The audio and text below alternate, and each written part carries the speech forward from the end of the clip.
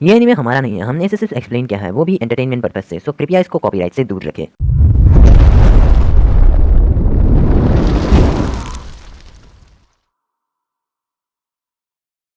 तो पिछले एपिसोड में हमने देखा था कि देदारा गारा को पकड़ लेता है, जिसके बाद वो गारा को लेकर सासुरी के साथ चला जाता है और कनकोरो उनका पीछा करते करते वहां पर पहुंच जाता है। अब आगे तो पहले सीन में हम देखते हैं कि कनकोरो वहां पर पहुंच चुका है। कनकोरो को देखकर सासोरी बोलता है, देदारा तुम यहाँ से जाओ, इसे मैं संभालता हूँ। यह सुनकर देदारा कुछ करे इससे पहले कनकोरो अपने पीछे से तीनों स्क्रोल निकाल लेता है, जिसके बाद वो समनिंग जुत्सु करता है। उसके जुत्सु करते ही उस स्क्रोल में से 3 पपट समन होते हैं, जिनका नाम है क्रो, ब्लैक एंड और सैलेमेंडर। ये करने के बाद कनकोरो कहता है, आखिरी बार कह रहा हूँ, गारा को लौटा दो। जिसमें सासोरी देदारा से कहता है, देदारा तुमने क्या सुना नहीं मैंने क्या कहा, जाओ यहाँ से। जिसमें देदारा कहता है, जैसा तुम कहो मेरे ब्रदर, एंजॉय योरसेल्फ, लेकिन हाँ जल्दी आना।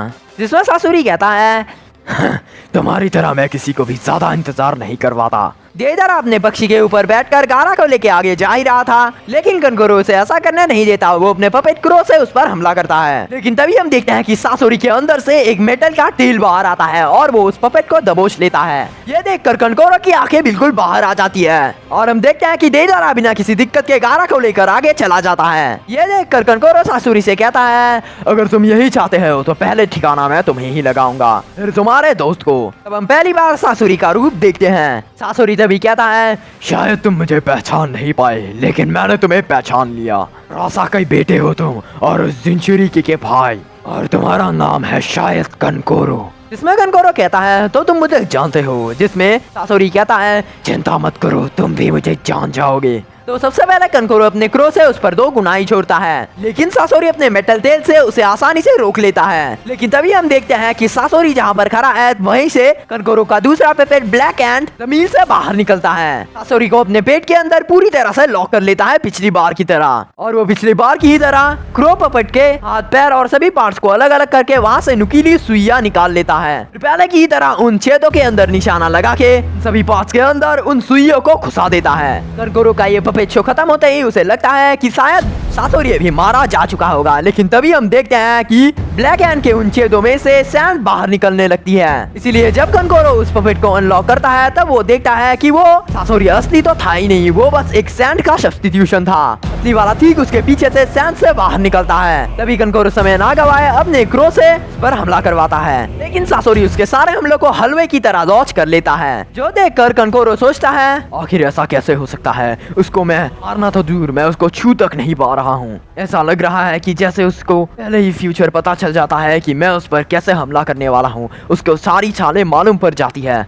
सासोरी तभी कहता है, बस अब बहुत हो गया, अब हमला करने की बारी मेरी है। ये बोलकर सासुरी अपने मेटल तेल से कनकोरो पर हमला करता है, लेकिन कनकोरो तभी अपने तीसरे पेपेट सैलेमेंडर से एक मेटल की शील्ड निकालकर उस तेल को आराम से ब्लॉक कर लेता है। कनकोरो कहता है, भले ही तुम्हारा हमला कितना भी ताकतवर क्यों ना हो, लेकिन तुम इस शील्ड को कभी तोड़ नहीं सकते। सासुरी ऐसे कहता है जैसे उसको सब कुछ मालूम है। मुझे पता है इस पपेट की डिफेंस सचमुच लाजवाब है, लेकिन हर पपेट की एक कमजोरी जरूर होती है। ये बोलकर सासुरी अचानक से उस पपेट के जॉइन हिस्से पर हमला करता है और उस हमले से वो शील्ड टूट कर उस पपेट से बिखर जाती है। ये देखकर कनकोरो के पैरों तले जमीन खिसक जाती है। उसके बाद सासुरी उस तेल को कनकोरो के पेट के अंदर घुसा देता है। इससे कनकोरो बहुत बुरी तरह से जख्मी हो जाता है। तभी हमें पता चलता है कि सासोरी के उस तेल के अंदर एक बहुत ही खतरनाक जहर है, जिसके कारण कनकोरो को बहुत ही पेन फील होने लगता है अपने बॉडी के अंदर। तभी सासोरी बहुत ही खतरनाक तरीके से एक ही ब्लो में कनकोरो के तीनों पपेट को तोड़ देता है, और ये करने के बाद वो कनकोरो से कहता है, तुम्हारे अंदर बहुत ज्यादा काबिलियत है,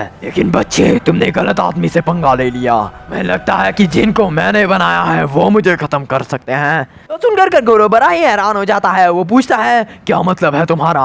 इसमें सासोरी कहता है, मतलब तुम्हारे ये तीनों पपेट इनको मैंने ही बनाए हैं। सुनकर कनकोरो के सिर पे बिजली गिर जाती है। वो कहता है, क्या ऐसा नहीं हो सकता, इसका मतलब तुम वो महान पपेट मास्टर गॉड सासोरी हो।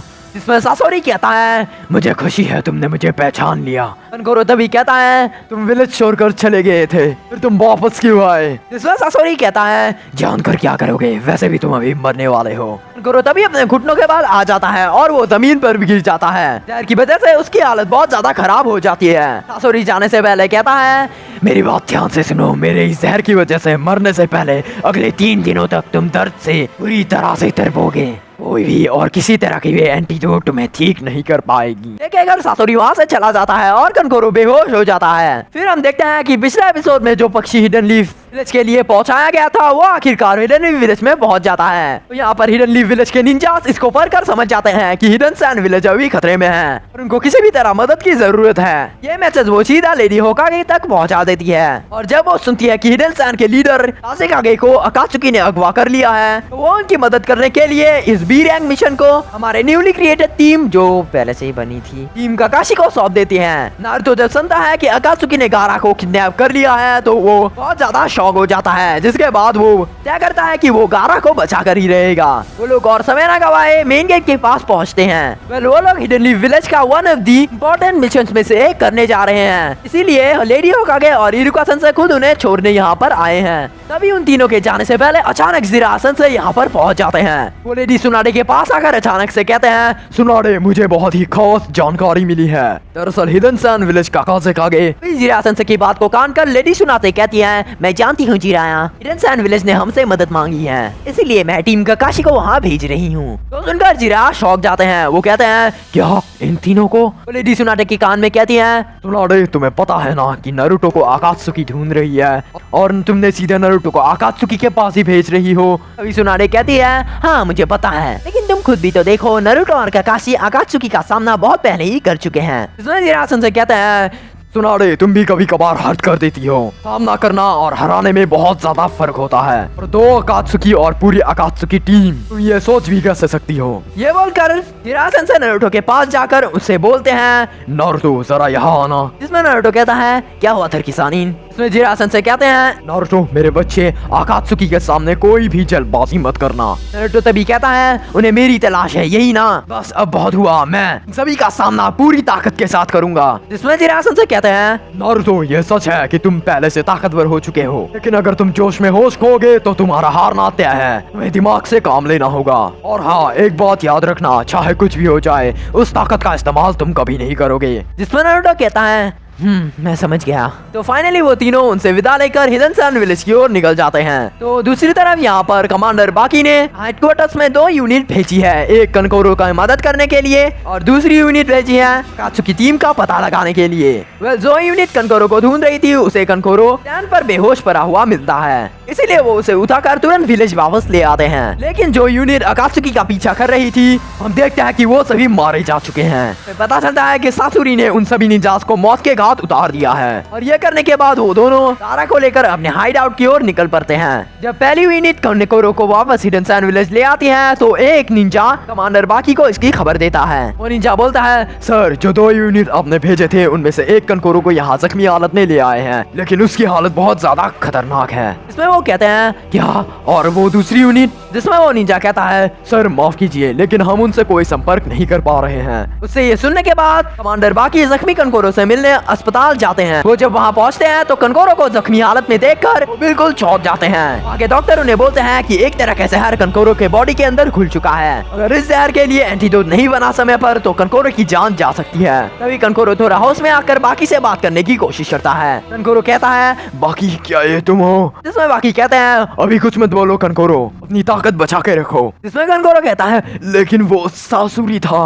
कनकोरो बड़ी मुश्किल से बाकी को सभी कुछ बता देता है। तो सुनने के बाद बाकी समझ जाते हैं पूरे निंजा वर्ल्ड का सबसे बड़ा पपेट मास्टर को गॉड ऑफ पपेट यूजर भी कहा जाता है, हिडन सैन विलेज का सासोरी सबके पीछे है। बाकी इस चीज का पता लगाने के लिए तुरंत हेडक्वार्टर से बाहर चले जाते हैं। दूसरी तरफ टीम काकाशी पूरी तेजी से विलेज हिडन सैन की ओर जा रहे थे, तभी उन्हें जंगल के रास्ते में तेमारी मिलती है। हिडन लीफ में चूनिन एग्जाम को लेकर उसका सारा काम खत्म हो चुका है, इसीलिए वो अपने विलेज वापस जा रही होती है। तो तभी टीम काकाशी उसके पास जाकर उसके विलेज के बारे में सारी खबर तेमारी को बता देते हैं। जब तेमारी सुनती है कि उसके छोटे भाई गारा को अकात्सुकी ने अगवा कर लिया है और वो तीनों इसीलिए वहाँ पर जा रहे हैं। वो सुनकर तेमारी के पैरों तले जमीन खिसक जाती है, इसीलिए वो भी इन तीनों को ज्वाइन करके इनके साथ ही पूरी तेजी से विलेज की ओर जाने लगती है। जब रात होती है तो हम देखते हैं कि नारुतो वहाँ पर जल्दी पहुँचने के लिए इन तीनों से कई गुना रफ्तार से जा रहा है, जिसमें साकुरा कहती है नारुतो इतना भी जल्दबाजी मत करो। जिसमें नारुतो कहता है साकुरा मुझे अच्छी तरह से पता है कि वो अकात्सुकी मेरे और गारा के पीछे क्यों है। शायद तुम्हें अभी तक पता नहीं है कि मेरे अंदर 9 टेल फॉक्स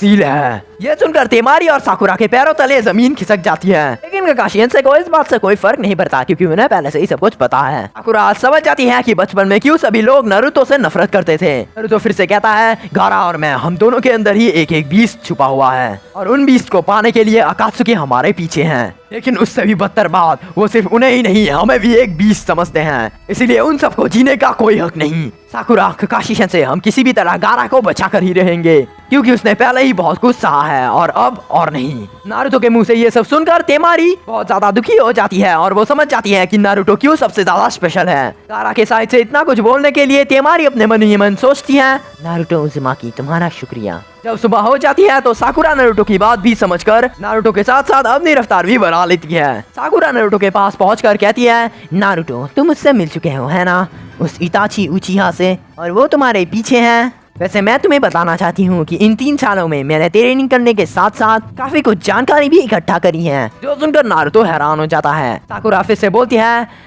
ध्यान से सुनो मेरी बात। सास्के अपने बड़े भाई इताची से बदला लेना चाहता है, इसीलिए वो ताकत की तलाश में ओरोचिमारू के पास गया है। लेकिन ओरोचिमारू को सिर्फ सास्के का शरीर चाहिए। हमारे पास सिर्फ 6 महीने हैं। मेरी जानकारी के मुताबिक ओरोचिमारू भी एक टाइम पे अकात्सुकी का मेंबर था, इसीलिए याद रखो कि जितना हम अकात्सुकी के नजदीक जाएंगे उतना ही हम ओरोचिमारू के बारे में भी जान पाएंगे और उतना ही हम सास्के के भी नजदीक पहुँचते जाएंगे। और इसी बात पर इस वीडियो की एक्सप्लेनेशन खत्म हो जाती है। तो वीडियो पसंद आए तो लाइक करना, चैनल को सब्सक्राइब करके बेल आइकन को हिट कर देना ताकि हमारी ऐसी वीडियोस तुम्हें और मिले। और तब तक के लिए कहने को है बातें पर मन में तो पता चला आया